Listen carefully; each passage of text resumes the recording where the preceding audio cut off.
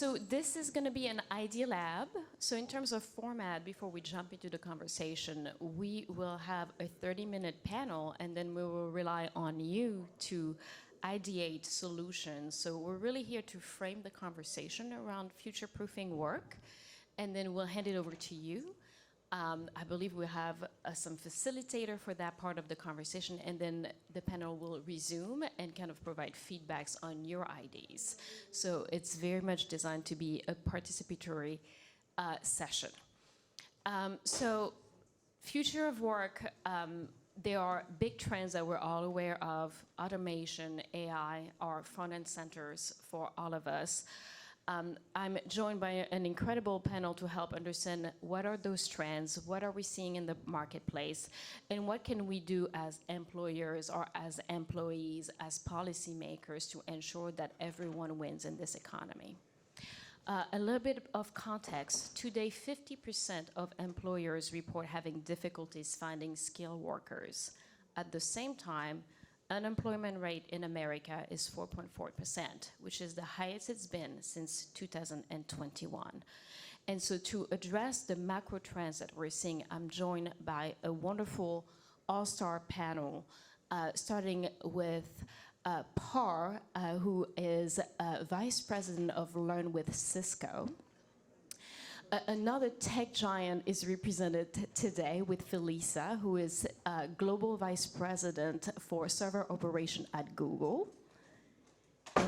And Ijoma is representing IFOMA, the academic sector, being a professor of law at Emory University here in Atlanta, as well as the founding director of AI in the Future of Work program. So please give them a round of applause.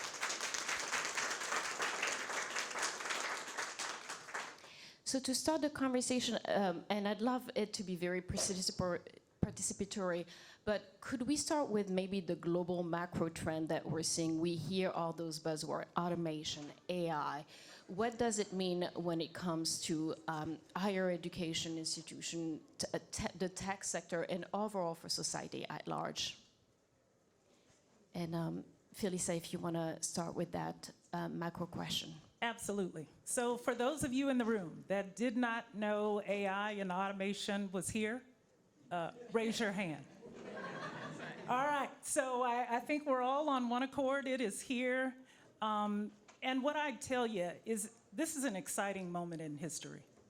When we think about the revolution that is in front of us or currently here, it's an opportunity for us to design. Now, what we are seeing is we are seeing the trends for work that is mundane, work that is repetitive, work that continues to be monotonous.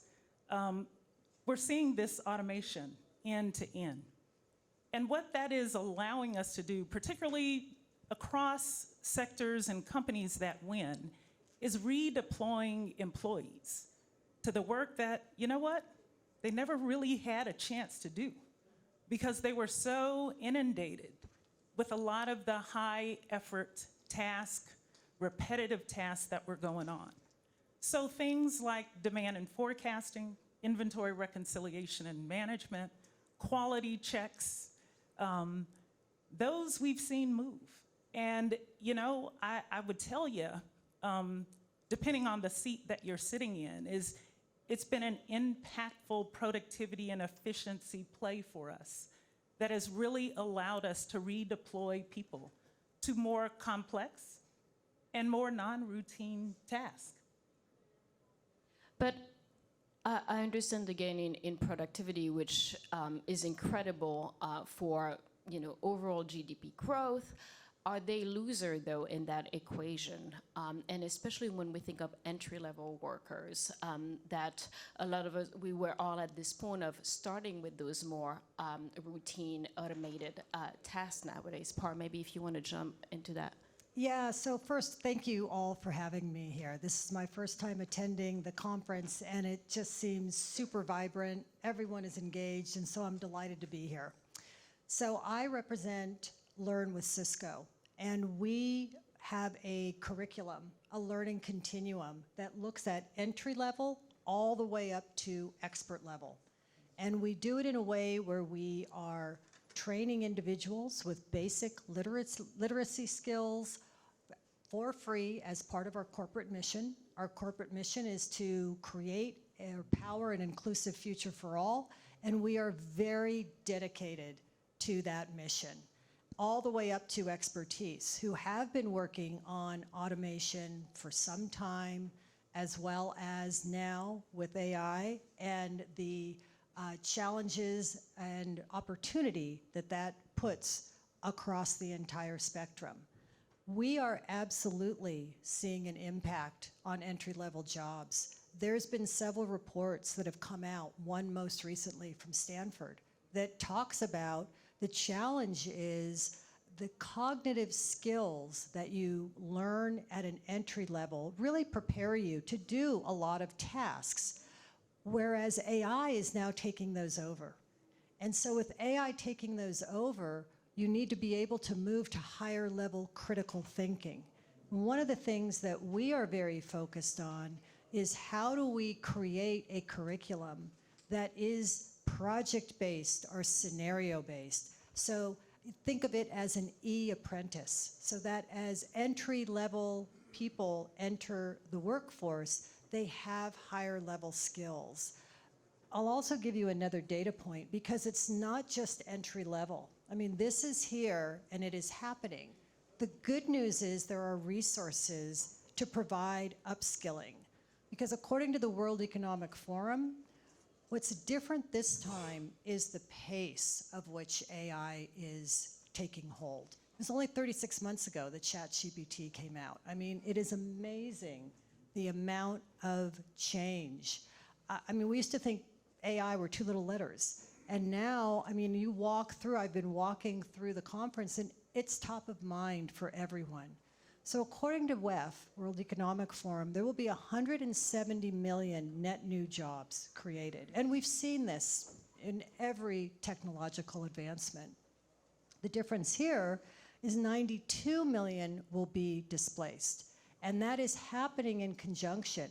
There's no guarantee that the 92 that are displaced will have the skills to fill that 170 million.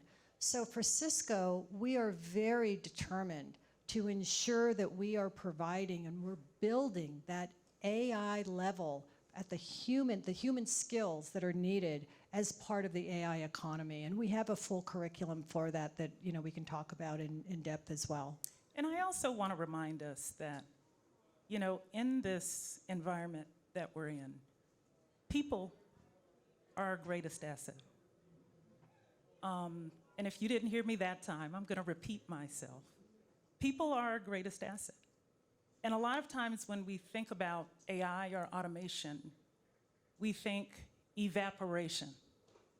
This thing is not about evaporation. It really is around creating evolution. Yeah, and I just wanted to add to that, as an educator, I certainly believe that people are our greatest asset. And I also certainly believe that developing critical thinking is never going to fall out of fashion. It's something that will always be needed. So I do think, however, that we want to seriously address this issue of displacement. And I'm happy you brought it up. So there was a Business Insider survey that said that about 80% of employers have considered or will be considering replacing some workers with ChatGPT specifically. So there is, I would say, a bandwagon effect, right, where several companies are sort of like working in a domino effect of they see one company adopt an AI technology, they themselves want to adopt it to make sure they don't fall behind. And the question is, okay, if this is what's happening, what can workers, right? What can what can we do to make sure we don't fall behind? So there's a lot of talk of upskilling, reskilling, and I think there's still not enough talk about what exactly that means, right? So upskilling and reskilling has to be more than just buzzwords. I think they have to be actually corporate responsibility, on the part of the corporations who are thinking of adopting AI technologies, they should also be developing concrete programs to help the workers that will be displaced. So thinking about how to create upskilling opportunities in-house, reskilling opportunities in-house. And I think this should also be something that should be done in concert with the government, right? So as an educator, for example, I teach law students. And one of the things that I make sure I do, I take on as a responsibility, is I bring in startup companies that are creating the types of AI technologies that my students will be encountering once they graduate, right? Because if I'm not doing that, then I'm not actually adequately preparing them for the job market. If I'm playing with the same playbook of just traditional, law teaching, then I'm not fully preparing them. So I do think we have to come up with concrete plans, actionable items for reskilling and upskilling. And that is a great segue to the work that PAR leads at Cisco. I would like to go into those concrete solutions from the employer standpoint. And also, we talked about job disappearing, job being created. It would be, I think, important for the audience if we could put what are the jobs of tomorrow, kind of putting it into concrete terms of what in 5 years from now, what are jobs that are going to be obsolete? What are going to be new jobs that we should prepare our children to gather an interest in? And then the sheer velocity of the change, how do we even keep up? So, Par, if you want to start that conversation. That's a big conversation. I'll tell you what we know because that's where we're at. I mean, technology is moving so quickly that we've got to lean into what we know now. What we know now is that there are skills that are in demand. And those skills are things like AI and big data, and I'm sure you would agree with that. Also, cyber and networking. Every AI application, every cloud service, every digital interaction that AI is driving in gobstorms, if that's a word, is going to be across the network. AI also creates more opportunity for bad actors. You're using AI for AI, right? So providing that understanding, making sure that everyone understands at a basic literacy level how to protect oneself from your data. The other thing to understand is when everyone talks about data, oftentimes, you imagine this big data center and it's just, information that is there. It's all the data on you. Every company has all of your data, everything you're doing. That is, anything that is digital has your footprint on it. So really making sure that families understand how to stay protected is something that is very important. The other opportunity is leaning into certifications. Google has certifications, Cisco has certifications, and we are able to update those by leveraging AI. You hear this over and over again, and it starts to sound a little tired, but it is so true. AI is not going to take your job. What will put you at risk are those individuals who are leveraging AI to get that productivity, to allow you to free yourself up to higher level cognitive things. What we're also looking at is the opportunity to implement AI skills across job sectors, and most importantly, how to leverage AI in everything you're doing beyond just a Google prompt. We just came out, and I would encourage everyone here to leverage it. It's called AI Practitioner. It's a little power tool kit. It's freely available on netacademy.com. And it also has a use case about apply AI to your resume. So as you are creating your resume. Well, there's also AI that is scanning your resumes, right? We talked about corporations leveraging, implementing AI. So this is a real world use case that you can go in, create a resume, get some understanding around how AI is working, how to interact with AI, create your best story. I'm not encouraging anyone to switch jobs, but everyone, this is a very common use case just to get started with. Yeah. And I tell you, you talked a bit about the data portion. The other thing that we haven't talked about is the skill trades. We are now gaining and continuing to gain momentum when we look at electricians, mechatronics. So those are people that work with robotics. Those roles and responsibilities and careers are starting to gain a lot of momentum now, and we can see why. So important. I think we used to, in history, this was a one and done education. I got it, it'll last forever.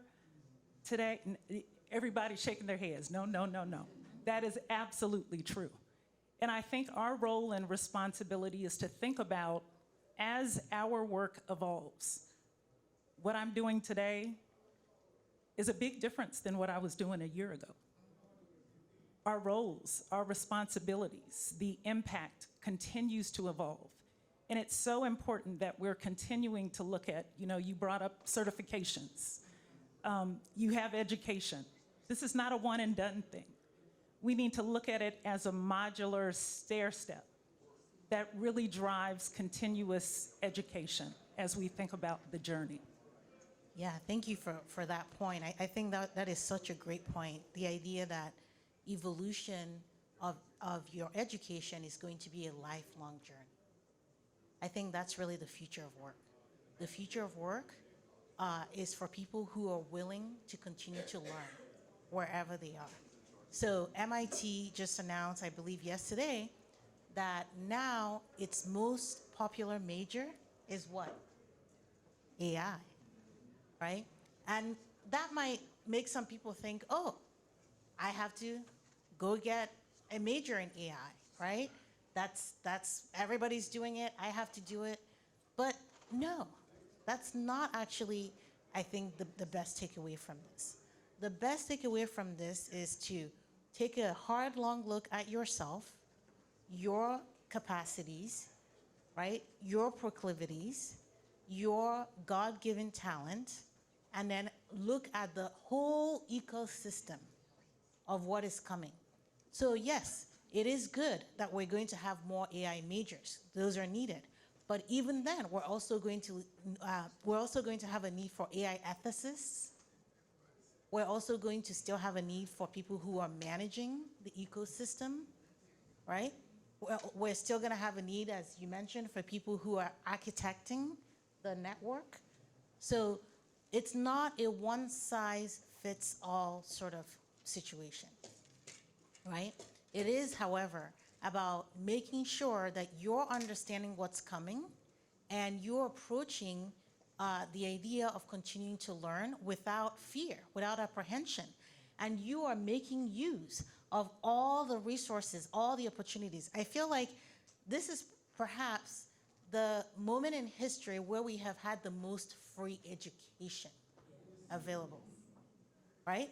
It is that moment in history, right? If you think about the history of the United States, of so many other countries where people were denied education, denied access to education, we are not there. There is so much free education on the internet, and all you have to do is seek it out, understanding, of course, your own capacities, your own interests, and pursue those skills, right? I understand certainly the importance of continued education over time and preparing ourselves to be AI literate, regardless of if we are in a highly technical field. Is there an in-between period, given the sheer velocity of the change that is happening, for a protection mechanism? Should we be thinking as a society about those workers that maybe are advanced in their careers. The change is happening fast. The tools are not established today to address the change, to protect those workers? And if so, whose responsibility is it to address that protection component? Well, I'm happy to address this. I have to say yes. As a society, we do have a responsibility to make sure no one is left behind, right? As a society, we do have to recognize that things are moving very quickly. And there are some people at risk of being left behind because of historical inequities. We can't ignore that. Everybody didn't start at the same starting point. So as we address those inequities, as we make sure we bring everyone along, I do believe that both the government and also corporate entities bear a responsibility for ensuring that everyone is sort of brought along in the AI revolution. So what does that look like? It can look like corporations creating reskilling programs, corporations creating upskilling programs, corporations like, which I know Google does, partnering with schools, community colleges here in Atlanta, community colleges all over the US, universities, law schools, business schools, partnering with those schools to make sure that those students are gaining the skills that they will need if they were to want to join the Google workforce. So those types of partnerships. I mean, it could also frankly mean thinking about stopgaps, right, in terms of assistance. So we've heard talk of a universal basic income, for example. And people have their opinions about that. But you can think of it not necessarily as free money, but more as a stopgap as people catch up and then are able to still participate in this new economy that we will have. Yeah, I want to agree wholeheartedly with that. We do a number of different partnerships with government as well as with academia. We have trained 29.3 million individuals through partnerships and through our learning ecosystem. It is something that I encourage everyone to really take advantage of. In many other countries, people are also reimbursed to especially get certifications. The key is we as a society, we don't have that luxury. But to your point, there is so much availability. So it's kind of a cultural shift that we are all going to have to go through, because you're spot on in terms of continuous learning. I mean, what used to last a decade is now a half-life. Right. So, and in technology, it's even shorter. So you're going to learn skills, and 3 years later, you're going to need to learn skills. So this just happens, in a ongoing venture. That's, going to be a culture change for everyone in corporate America, as well as just how we live our lives. But the good news is it's available. There is access to it. And I'll talk on about myself as an operator. We say AI and automation is here. We are going through this major revolution. The other part is the responsibility is us. With this revolution, there has to be a cultural transformation. And a lot of times people point the finger and they say, what are you going to do? Well, I had to stand in the mirror myself and say, Felisa, what are you going to do? And there's a couple of things that I had to make adjustments on. One, rewarding and recognizing the culture that you want. Easily said, tough to do. Two, put your money where your mouth is. Yeah, I spent quite a bit in physical capital, but I had to challenge myself. What was I doing in human capital? And it was after that challenge that I created the goals of how do I cut training time in half? And I'm not doing that because I want a shortcut. I'm doing that because I want to add quality in. I want to ensure that I'm not sacrificing quality. How was I getting on the floor to really understand the needs and the challenges and the issues that the operators faced? I had to get my hands dirty too. And what I found caused a bias for action. What I found caused a behavior for a sense of urgency that I too had to sponsor and create. We call it a college. Same thing. Our workers graduated. Yes, they were in cap and gown because it meant something. And what I'd say at the end of that, as I continued to walk around the organization, you know, I had a conversation with someone and she said, Felisa, I've learned more in 3 months here than I learned in 3 to 5 years in my last employer. Drop the mic. I'm not saying I'm ideal, not at all. But what I'm saying is this journey also starts with us. And it's uncomfortable. It causes us to be courageous. It causes us to make some adjustments, even in the behaviors that we've been about.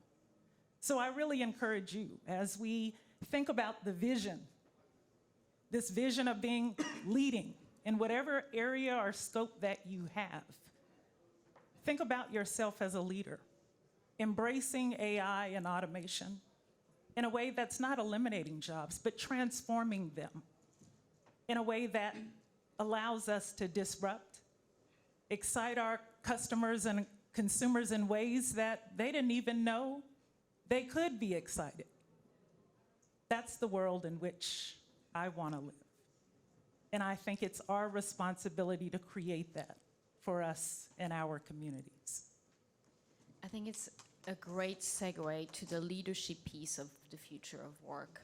We talked a lot about the importance of all of us being AI fluent.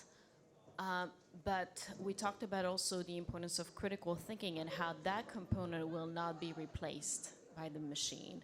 When we think of the future of leadership in corporate America, what are the skills that we can develop in our young talent, in ourselves, through continuous education, through experiential learning, that will really create that future that you depicted of AI being an enabler and an equalizer in many ways?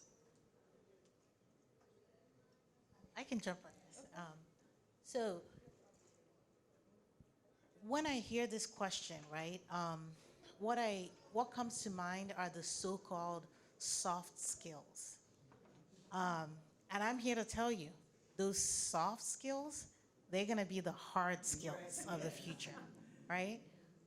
Because now we've had generations raised on the internet. We've had generations that have done a lot of screen time, right? So those soft skills are no longer soft, they're hard. The ability to communicate with diverse people, groups of people, right?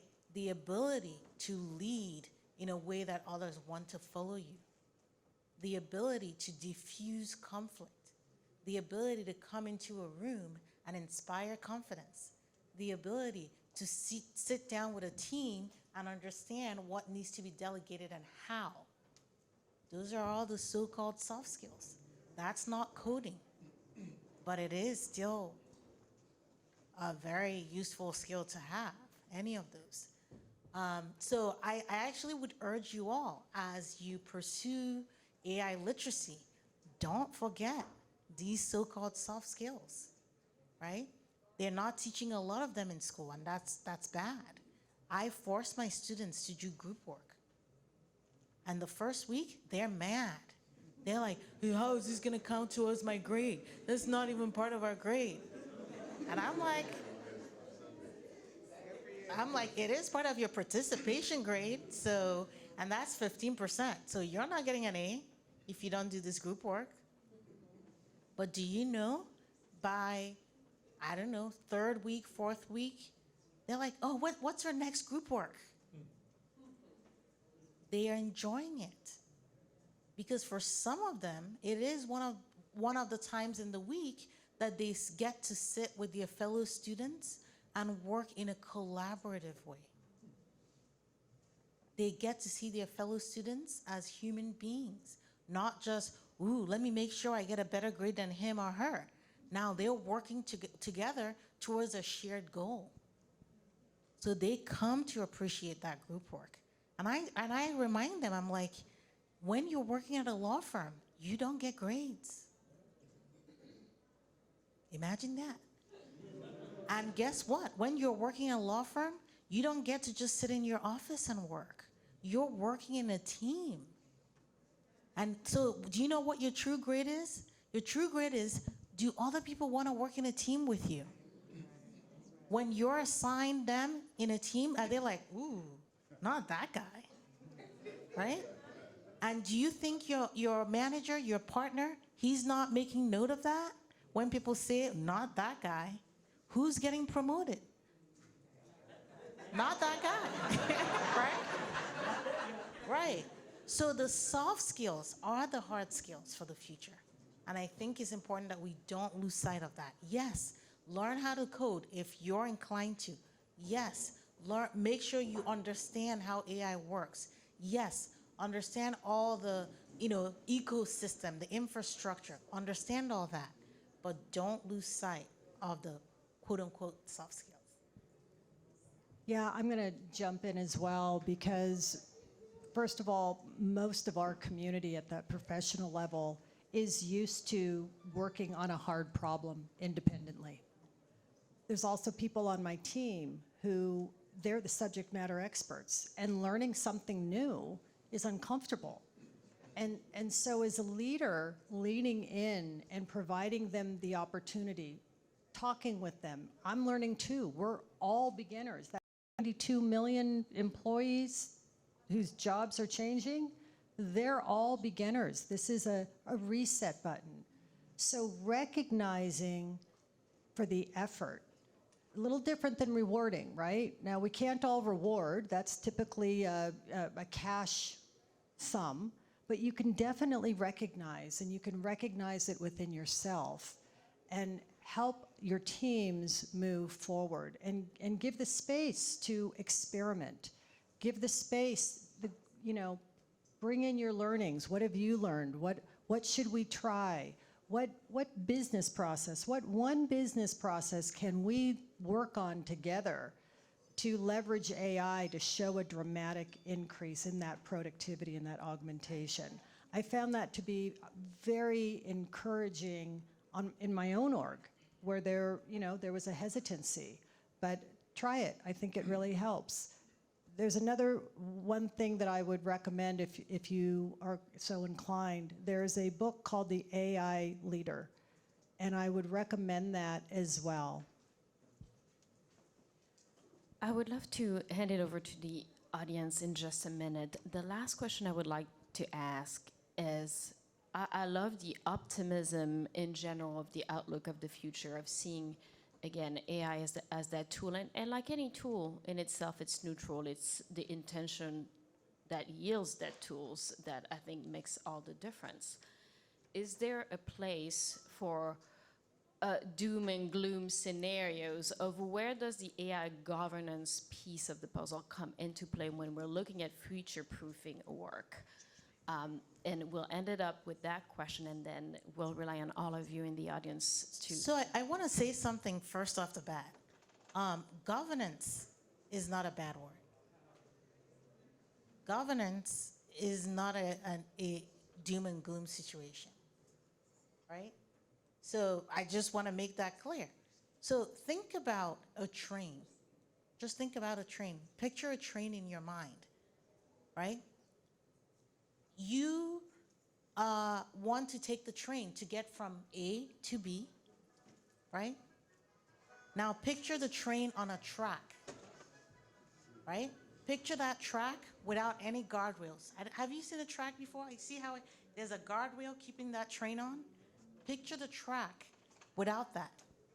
Is that train going to get from A to B? No, it's going to fall off that track. And it's going to hurt people, right? That's governance. Governance is the guardrail. Governance is a good thing. Governance is keeping the train, which is AI, which has all this power, all this potential, all this possibility for good. Governance is keeping it on the track to what's best for society. We need governance, right? So it's not, I feel like I encounter this sometimes where people think, oh, if you're pro-governance, you're anti-AI. If you're pro-governance, you're anti-innovation. No, governance is what's going to allow for more innovation, for better innovation, for the type of innovation that's actually good for society. Think about the vehicles you're all driving. Did you know that vehicles used to kill more people in the United States than any other source? Or yes, but in the 70s, Ralph Nader wrote a book. Anybody know that book? It's called Unsafe at Any Speed. Because of that book, your vehicle has seatbelts. Because of that book, your vehicle has something called a crumple zone, which means if you hit something, the front of your vehicle crumples so your body doesn't crumple, right? Did those, and that was a result of regulation. So did those regulations, those governance, did that kill the automobile industry? Is the automobile industry dead? No. In fact, it did the opposite. More people wanted to buy cars because now it wasn't unsafe at any speed, right? That's the same for AI. The more governance we can have to make sure bad actors aren't using AI to scam us, to take advantage of us, the more governance we can have to protect our data when we're using AI, the more people who will want to use AI, the more innovation you're going to get from developers to create AI that people actually want, that's going to actually be good society. So innovation and governance go hand in hand. Governance is a good word. Thank you so much for framing the conversation. I hope that our wonderful panel gave you enough fuel to go into the second part of our Idea Lab, which is you coming up with ideas to future-proofing work. Thank you to our panelists.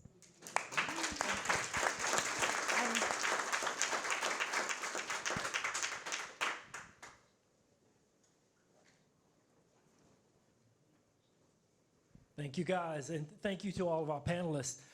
As was mentioned, this is the part of our session today where we rely on input from you guys to really drive, the direction of not just our organization but our partners and how we can advance some of the topics that you guys have heard today. Our panelists have done a great job at painting sort of a picture of some of the challenges that technology can provide and also some of the benefits. What we'd love to do is hear from you guys in how you think technology, AI, can be utilized to strengthen the workforce, right? Yes.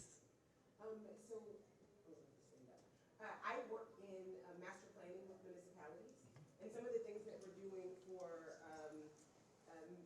mixed-use developments is learning how to layer in from the construction worker through the use of data and innovation to track people when they come into the developments. One of the things that we're learning in a very hard way is that the construction workers that start the influx, that start the influx of jobs, they'll say 3,000 jobs will be created. And most of those are the jobs that create the buildings. But once that's over, those jobs diminish. And then the people that were left that put the bricks on the ground are actually stuck.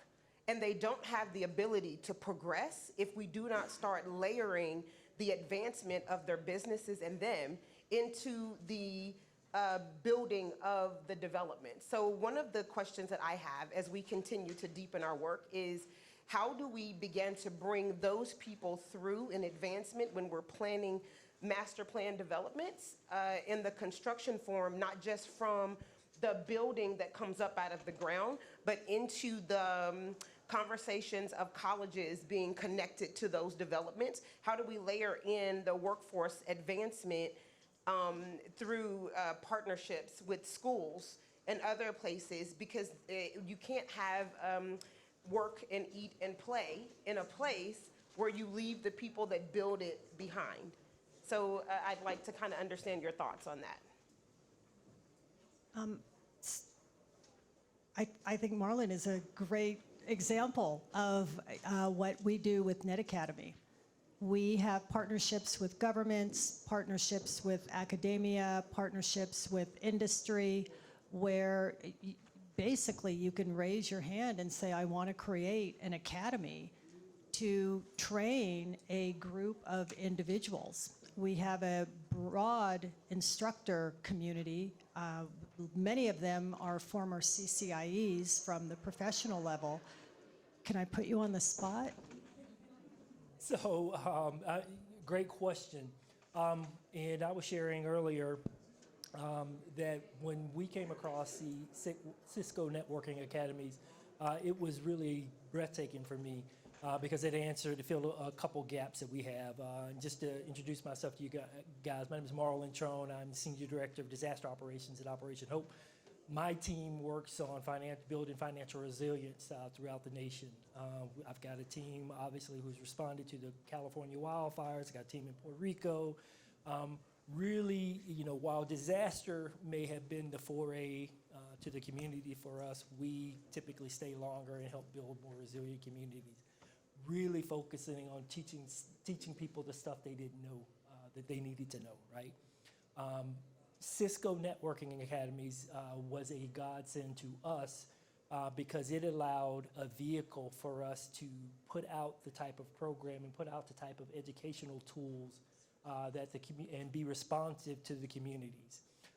What I would always say when we landed in a community is we didn't want to show up, like we had the prescription that ails a community, right? We wanted to be a part of it. We wanted to do our due diligence, use the data, use the input that comes from those communities to help create a path forward. One of the things we often encountered was there was this void, this lack of knowledge or access to that knowledge, right? And a reliable way to get that. So when we found like the Cisco Networking Academies, for us, it created a vehicle for us to not just provide the financial educational portions of it, but training for both individuals and those small business owners. Because now you're able to build a more resilient, more prepared workforce that has opportunities now to grow. There was mention about the certifications that were on there. Again, a very useful tool. So in what we do, we want to partner with all these types of organizations to advance those causes.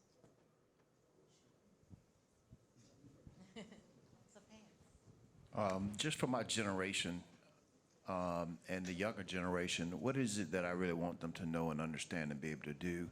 If I tell them, go to school, major in AI or take a skill trade in AI, what is it that I want them to do, or what does that look like? Because I hear it's being implemented across the board in all types of curriculum and subject matters, but what is it? Because I'm in the construction industry. Somebody could be an attorney. What is it that I want AI to do for me? Because all I hear is just AI, but what does it look like for real? So I think I heard two questions in there, so help me clarify. One is, if you're in construction, what's the use case? And the second is, if you want to switch jobs, or you're just entering the career, or you're entering the school, what should you learn? Or did I capture that correctly? What is it that I'm going to be learning in school? Because I'm the surface now, and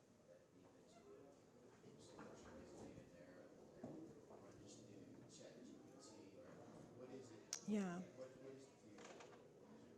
So again, I can't do future casting, but what I will tell you, and I think the panel would agree, AI is a horizontal tool. And that horizontal tool can help augment your day-to-day activities, which you talked about. You know, how do you free up the mundane, the routine? And there are real use cases for that. Learn those tools that are available, and it will free you up. The second thing that I would say, and this gets back to what the panel touched on as well, are those human skills, those soft skills. They matter. They count. If you want to go to college, if you want to earn a certification, either or are viable vehicles, viable ways to go. But you've just got to make sure AI does not replace foundational skills. You still need to have the knowledge to be able, as AI starts to automate, you've got to make the decision. Is that the right thing to do? Which means you have to understand the basics. You have to have that foundational knowledge. Yeah, I want to chime in on that and just repeat what you just really echo and highlight. AI does not replace foundational skills or foundational knowledge. So will we still need lawyers? Will we still need doctors? Will we still need plumbers? Will we still need electricians? Yes. I mean, yes. So we're not saying you abandon what you feel is your vocation. We're not saying you abandon what you are naturally good at. We are saying that in addition to being a great lawyer, right, getting all the information that you need to become a great lawyer, you also take it upon yourself to educate yourself about how AI is going to be used in that particular field. So for whatever field you're going into, whether it's law, whether it's medicine, right, whether it's teaching, you take it upon yourself to educate yourself. What is AI going to be doing in my field? And we're saying there are so many resources available for you to do this for free. So we're not saying don't go to law school. Go to law school. We're saying go to medical school.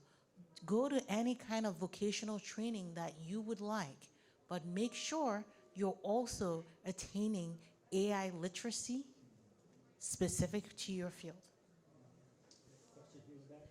I would just like to add to that. I have a company that is a public relations company, and a lot of people in my industry are quite panicked with the rise of AI because it's a very heavy content development space, and ChatGPT and other areas are automating your press release in matters of seconds.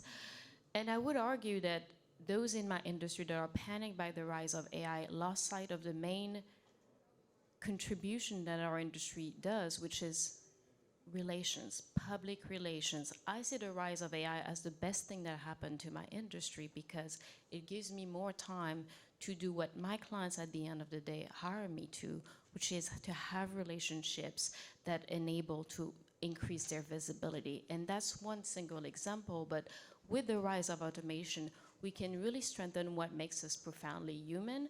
And what our really value add is, going back to the lawyer example, you know, your ability to debate makes for a great lawyer. Your ability to just name from the top of your head code might not be as relevant because a machine might replace that. But the core of what makes a great lawyer will just be strengthened.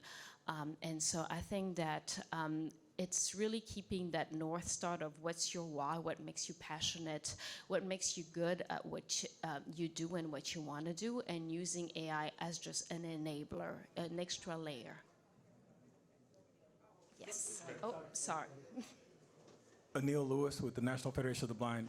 Wonderful information. Anytime I get an opportunity to go to a panel about work, I'm there because 70% of blind people are unemployed, even though they're ready and able to work. So I think to what you're saying, the soft skills are very important, and we teach our transition age youth that it's up to them to make sure they make society feel more comfortable with them as blind people. But the soft skills you're talking about, the overall society, that exacerbates our problem because as they lack social interaction skills, that's even more exponential when they're dealing with a person with a disability. So with regard to technology, though, that's been the equalizer, created opportunities, like you said, access to information like nowhere before. I can put a whole library of information into this Braille note taker where I used to have to carry around books upon books. AI has created great opportunities. I can go use ChatGPT, and being a blind person, put together a PowerPoint presentation with graphics, et cetera, with arduous, but if I give the right prompts, it'll create my PowerPoint presentation, it'll put graphics, it'll put alt text in there. The problem we're having is that people are looking at technology as the solution or some way to leverage, but they're not really focusing on the fact that it needs to be actually accessible for blind people to access it, which creates a tremendous barrier. I just recently entered into a doctoral program at Westchester University that's online, and it's accessible, but then the user experience is really frustrating because it's based on a visual paradigm of learning. All these things come into play. So all I'm saying is I would like to offer you my assistance in doing the work that you're doing to include people with disabilities in the development of that program and what you're doing. And the only question I would have is, maybe I'm naive, but I'd be curious to know if any of you have actively worked with populations or communities with people with disabilities in the work that you're doing. That is excellent. Thank you so much for reminding us, right, that in this AI revolution, we should not leave anyone behind, including people with disabilities. And I would like to remind you all that, in the United States, we do have laws protecting workers with disabilities. The Americans with Disabilities Act requires that employers give reasonable accommodations for people with disabilities. And this includes, of course, if they are working with AI or not. But you bring up a very important point, sir, which is that even as we create new AI, we need to think about how inclusive that AI technology is. Is it actually reaching everybody? Is it actually accessible to everybody? So thank you very much for that.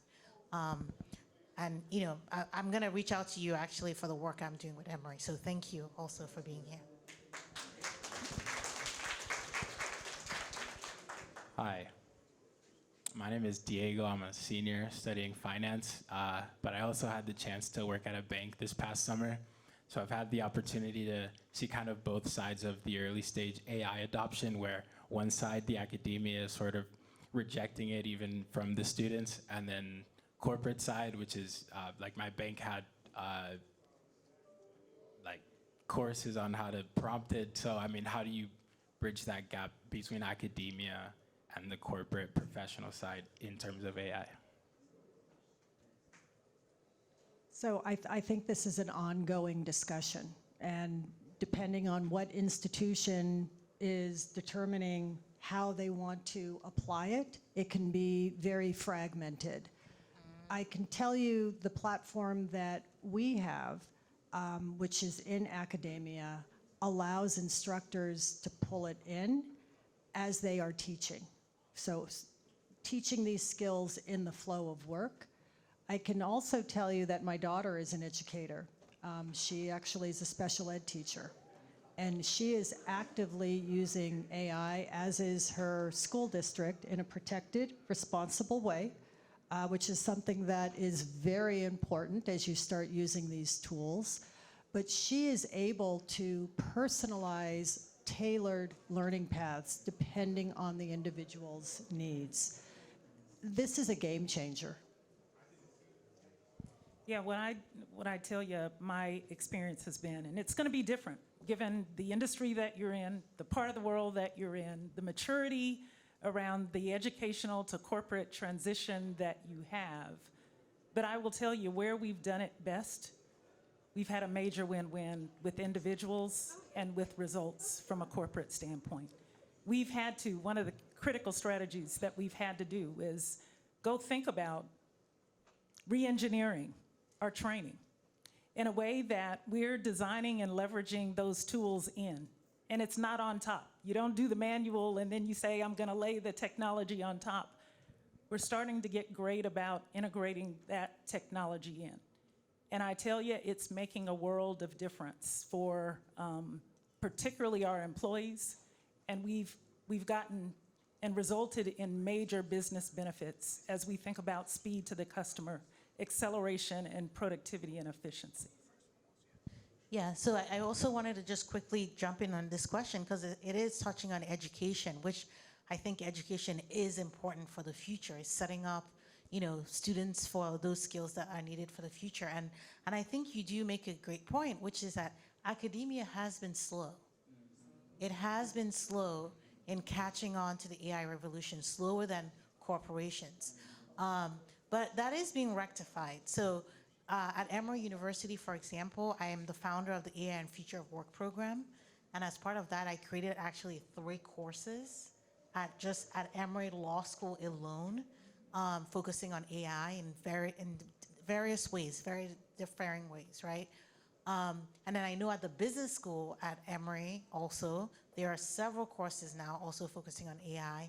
And then we're also thinking about other initiatives that will really help students get a front seat to the skills that they will need for the future. But yeah, you do make a good point that academia has some catching up to do.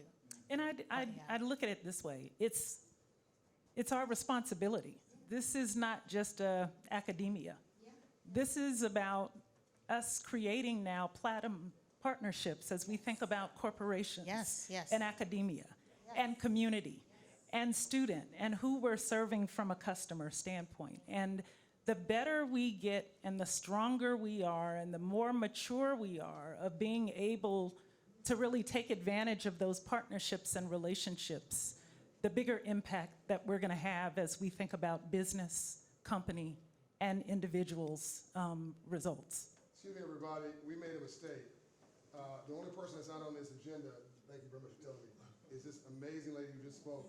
That is a bad sister here. Felicia Cohen. That is a bad.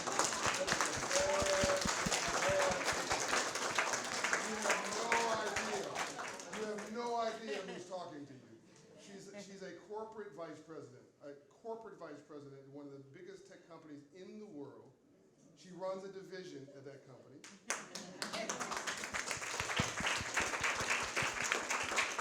If you're getting photos with me, they get her email address. Love you. Mr. John, I am humbled and honored by your comments. God bless you. Hello, my name is Tamara Allen, and I'm the Chief Executive Director of a 501c3 nonprofit called Alina Works. And you were talking about solutions. I'm a solutions person.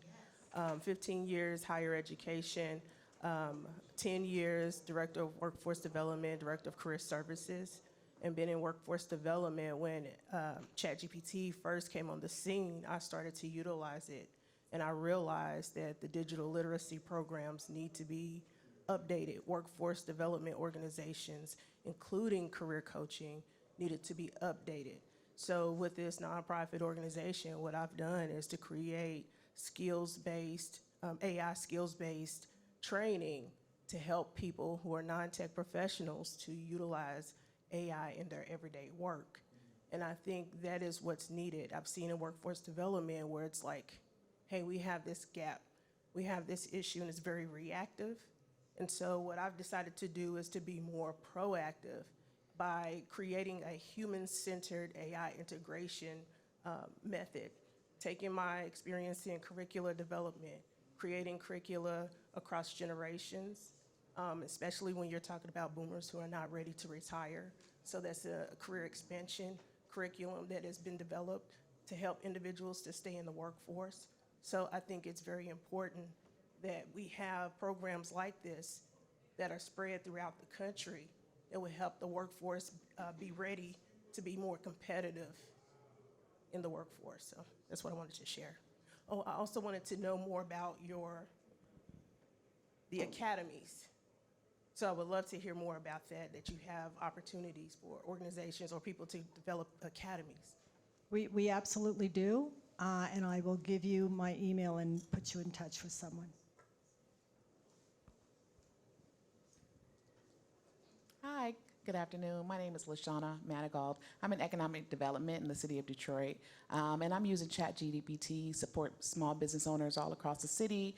Obviously, we understand that there's a gap across the board, right? One of the major gaps that I notice in my work is small businesses with just technology for their businesses. Most small business owners, especially minority businesses, are a business of one initially, and so they need so many, they're wearing so many hats, and trying to help them explore opportunities to utilize technology to support and uplift their businesses has been challenging.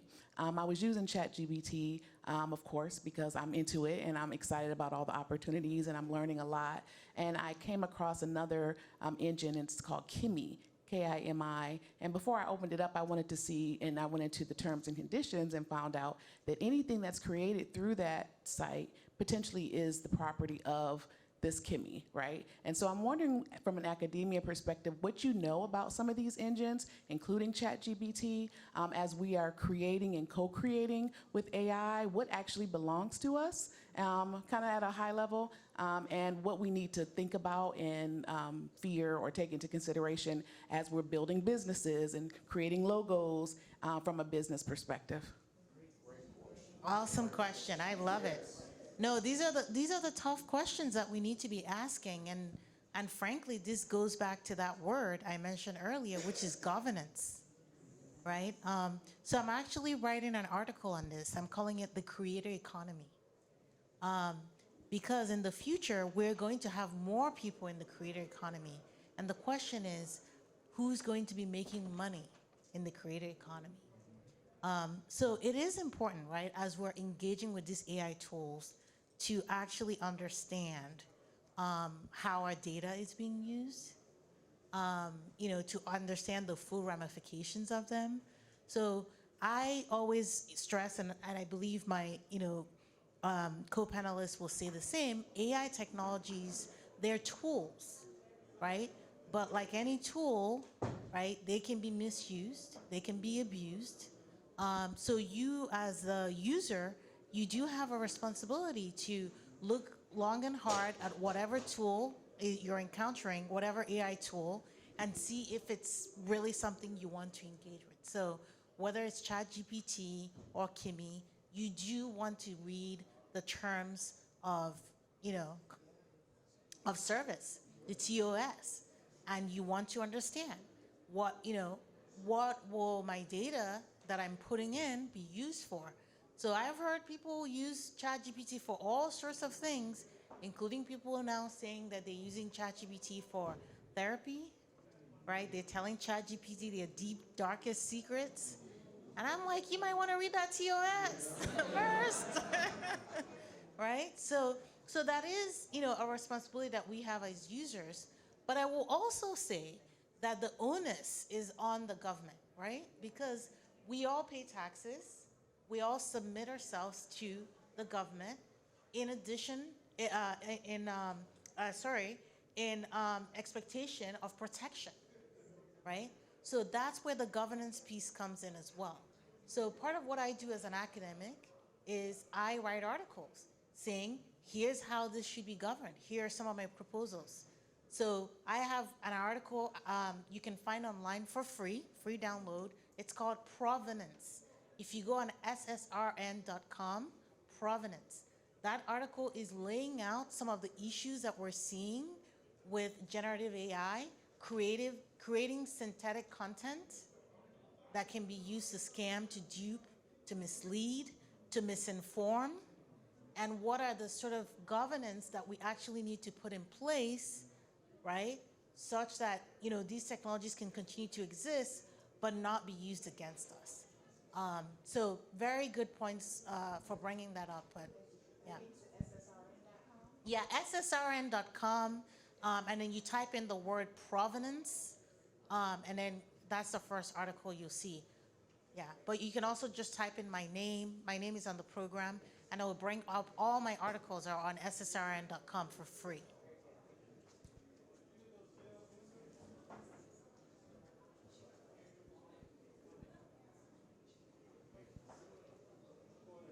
Thank you guys for the information.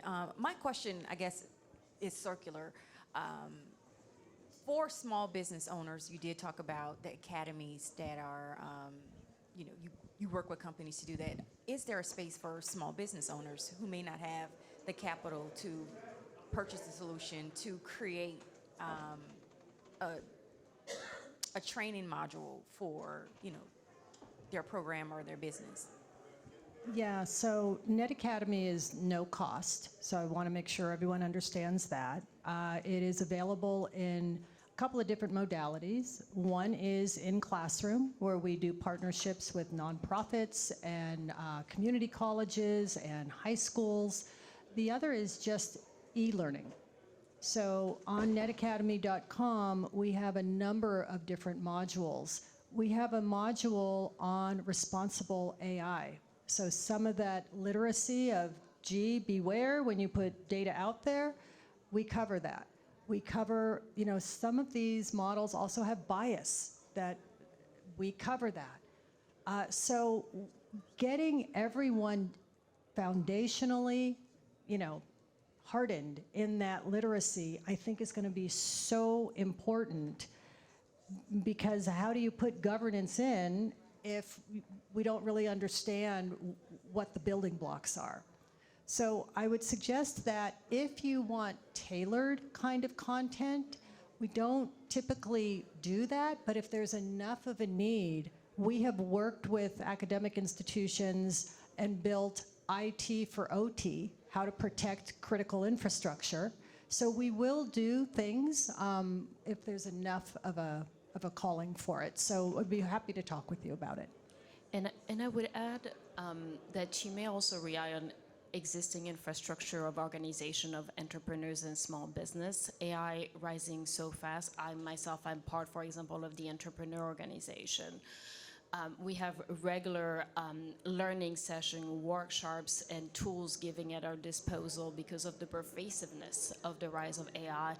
I'm thinking here in Atlanta, Metro Atlanta Chamber, an existing organization that you may already belong to, will likely have AI-related resources for you to gain that AI literacy and leverage those tools to the maximum. Hi, yes. I'm Chelsea Rosellis. I'm also at Cisco, so I lead some of our inclusive AI work within the company, and I just kind of wanted to connect the dots on a few different threads throughout the conversation today, and I think the point on responsible AI, on the usage of people's data, is so important, because I think someone mentioned this kind of gap between academia and corporations. I think there's also a gap between employees and leadership in a lot of companies. And I have to believe that some of that gap is because of a meaningful critical thinking, right? If you look at our universities, this is where we have some of our most civically active people in our society, right? And so they are thinking and looking around them at the ways that AI is negatively impacting things, right? They're looking at things like job loss and cognitive decline and environmental impacts and bias and all of these things. And so how do you all think that we respond to those very legitimate concerns from both workers and people who are about to enter the workforce? I wrote a book about this. I would love to read it. Yeah. So my book is called The Quantified Worker. It's not free. Sorry. But it's very well priced, I want to say. You can find it on Amazon, Barnes & Noble's The Quantified Worker. But in a nutshell, I wrote that book actually because of experiences I had as a doctoral student at Columbia University. So when I was at Columbia, I was actually studying reentry of formerly incarcerated into the workplace. And as I was interviewing them, they kept saying the same thing, which is, I hate computers. And I was like, what do you mean you hate computers? And in my head, I thought, oh, you don't know how to deal with computers. Like you're, computer illiterate. That's what you're saying. But they're like, no, that's not it. They said, I feel that computers have been essentially weaponized to cut me off from the workplace. And what they were describing were the start of the AI hiring systems. So that's what they were describing to me, and I had not even known that until that point, that this was a thing. But this was the start of the AI hiring, where you can go online and apply for a job and then hear nothing, because that system has been programmed in a way that comports with the law, but is still going to eliminate you for certain reasons, right? So at the time, most AI hiring systems were allowed to do things like code for if you have gaps in employment, your resume was just automatically trashed. The human manager never even saw it. Let's say you had a certain zip code. That was also it. Your resume was automatically trashed. The human manager never saw it. But it was quote unquote legal because it wasn't using the legal buzzwords referring to protected categories like race, age, etc. So that's what led me to write that book. So in The Quantified Worker, I show all the different ways that the American worker is encountering AI technologies in the workplace already. So I started writing that book in 2018. It came out in 2023, before ChatGPT. But it remains relevant because ChatGPT gets all the attention. But remember, you still have to apply for a job. And guess who's reading your application? It's AI. Do you know now they have automated video interviews? Those video interviews that you're doing, that you're recording on your computer, who's looking at them first and foremost? AI, right? So the book details all those things, all those different types of technologies and some of the issues with them.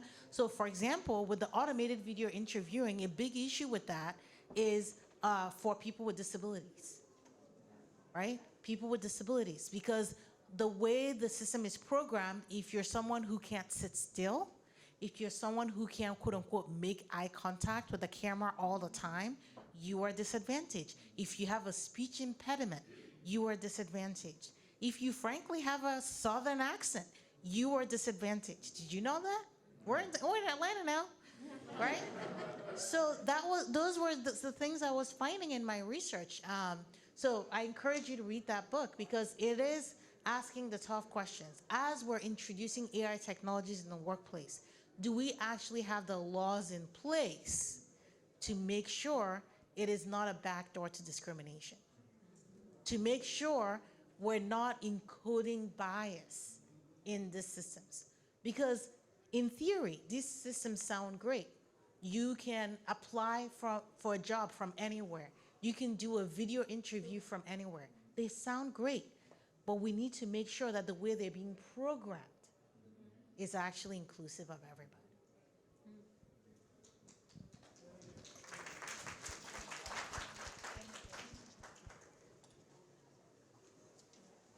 I think we're at time.